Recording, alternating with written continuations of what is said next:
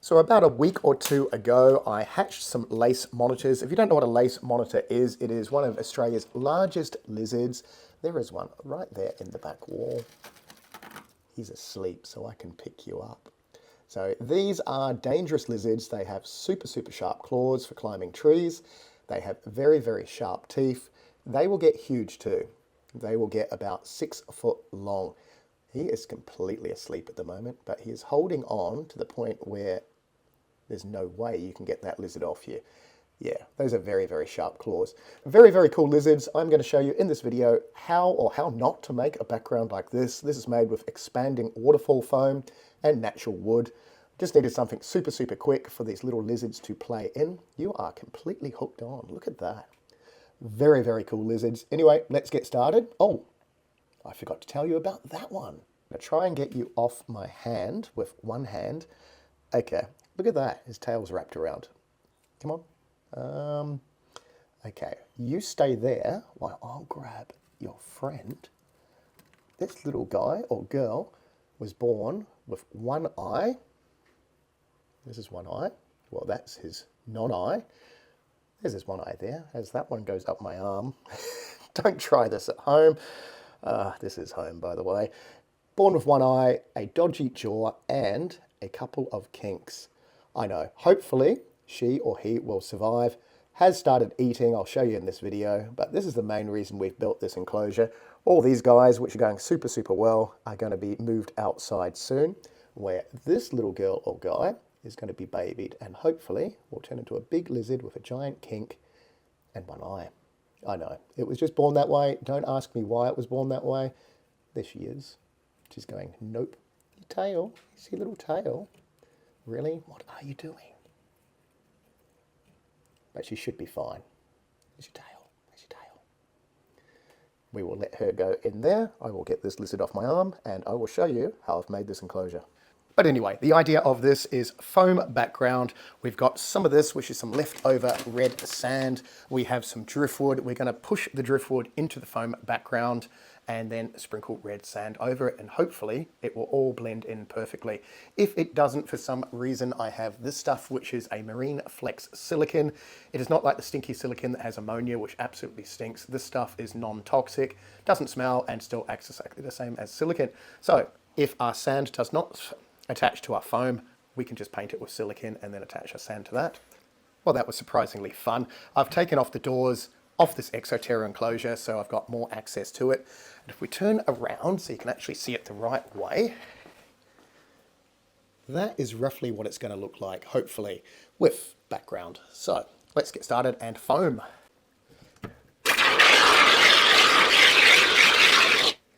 Okay. That was the first mistake I have done. I did not clean the glass, so see all the dust and gunk. This is a second-hand enclosure. Well, an enclosure I've used before, I should say. I really should have cleaned the glass before I put the spray foam down. I am super impatient with doing stuff. I have limited amount of time, so I kind of rush everything. Yeah, but if you are copying this, make sure you clean the glass before you do it. All I did with this is, as soon as I put the spray foam down, I quickly tried to push sand into the foam. So it is super soft and sticky at this stage. It hasn't actually expanded yet as well. So as it expands, I think that's the main issue I've got with making this, is as it expands, certain bits expand more than others because the weight of the sand is different on top of it. Obviously there's more sand on some bits, less sand on other bits. So the bits with less sand, unfortunately, are the bits that hold the sand. Unfortunately, not really. This is another mistake I did. So I thought I'll just move the foam around, and that completely destroyed all the bubbles in the foam. And it went to nothing. And I was like, uh-oh, I've totally screwed up at this stage. Yeah, but it did make it stickier. So I just dumped sand on it anyway in the sheer hope that it would still work. Surprisingly, yeah, some of the big bubbles and stuff that I did pop didn't really come back, especially the bits at the bottom that you could see me stuffing around with. All I did was just dump a whole heap of sand at this point. Sort of didn't really give up, but it was like a whole, well, stuff it, I've kind of screwed up, so I'm just going to dump heaps of sand and see what happens. Yeah, So more sand, more sand. Pretty much all the sand I have, I've just dumped on it, hoping that at least some of it would stick. And this is what we've got about half an hour later. There is Benji doing a sniff. Yeah. Okay, it's a few hours later and I think it's dry enough. I did go to the local hardware and look, they have giant things of foam.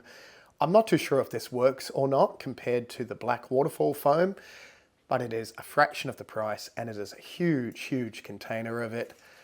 So we're going to probably do another one. I reckon, yeah, we're going to do another one. First, we're going to lift this up and see if any of the sand stuck to the actual foam. If it has, great. If it hasn't, we're going to use our glue and glue sand on. Okay, so a little bit of a fail. It's not really stuck to it. It has, but it hasn't. So I think what we're going to have to do is cut the foam. Yeah. And glue it all on. Fun stuff. Okay, I used silicone. Did I use silicone? I used silicone. Unfortunately, the spray foam takes about 12-14 hours to stop expanding, so a lot of the big bumpy bits, even with silicone and attaching the sand to the silicone, still expanded afterwards because I was super impatient. So if you're going to do a background like this, let the foam completely set before you start putting stuff on top of it. But getting back to this lizard, he or she has finally just started eating for the first time. All these lizards are in this enclosure. Obviously, this is a temporary enclosure because these lizards will get huge, but they are just hatched babies. Look at him or her go. Finally eating a little bit of kangaroo mince, the hump, the one eye, the kinked spine. There's a kink in the tail, even with the jaw slightly not aligned, still going well. So the main battle was getting him or her to eat. Now that he or she is eating, look at the one eye, you poor little thing. I'm going to have to separate it from the others because otherwise she or he is going to get out-competed for food. But for the first week or so, they're all going to be in together until I can just check to make sure they're actually eating and pooping okay. I'll probably end up getting it x-rayed just to see how bad the kinks are and if there's going to be any health issues later on in life. But if it's eating, that is a good sign. It seems to be acting the same as all the other lizards. It's just been born with a few defects. Nothing wrong apart from that, hopefully. As long as the internal organs are all okay and everything is functioning fine, should have an awesome life. Obviously, I will be keeping this lizard long term, not for sale, anything like that. Hopefully, all going well, she'll just be a cool big pet lizard. Look at him munching away. I think you're going to drop half your food in a second. He's trying. There's some determination there. So when the other lizards in the background that are just heating themselves up wake up, they would compete and grab the food directly out of his or her mouth. Hence why I can't keep them together long term. But in the meantime, as long as I feed them when I'm here, yeah, I can monitor who's eating what. I can monitor the monitor lizards. You dropped your food. But at least you got half of it.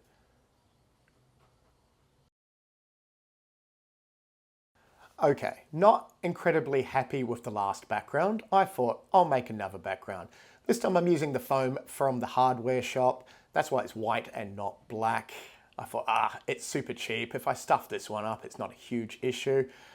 Yeah, the problem with this foam is it expands a lot more than the black waterfall foam. I've done the same sort of thing with this one. I thought instead of using the red sand, I'm going to grout it so it's a little bit more blended in. Okay, an hour or two later, it has expanded about 4 or 5 times more than the black waterfall foam, but that might have been because I haven't put sand on top of this. Okay, I cut a lot of foam out of this background. Yeah, maybe used way too much foam. So if you're going to do this, use less foam than you reckon.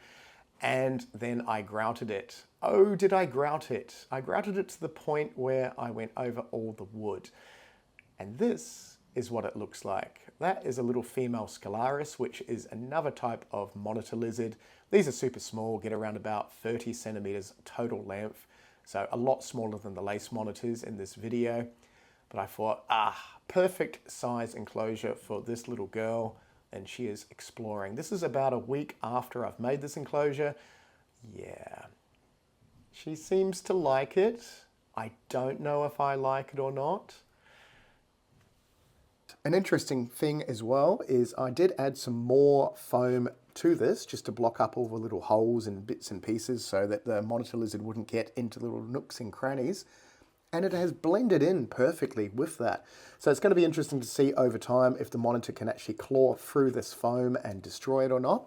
Obviously the black waterfall foam looks a little bit better and doesn't foam up as much as your normal white sort of building foam does. But so far, so good. Once it's all cured, it's non-toxic. Obviously this is not going to be long-term because it's going to get dirty with like the bits and pieces on it and stuff like that. It's very, very rough. Perfect area for bacteria. As a lizard poops on it, it's going to sort of just smear into it. So I think over time, it's sort of, yeah, its days are numbered, unfortunately. But it looks pretty cool to start with and a little bit more interesting for the lizard than just a plain background. Anyway, hope you liked this video. We will see you in the next one.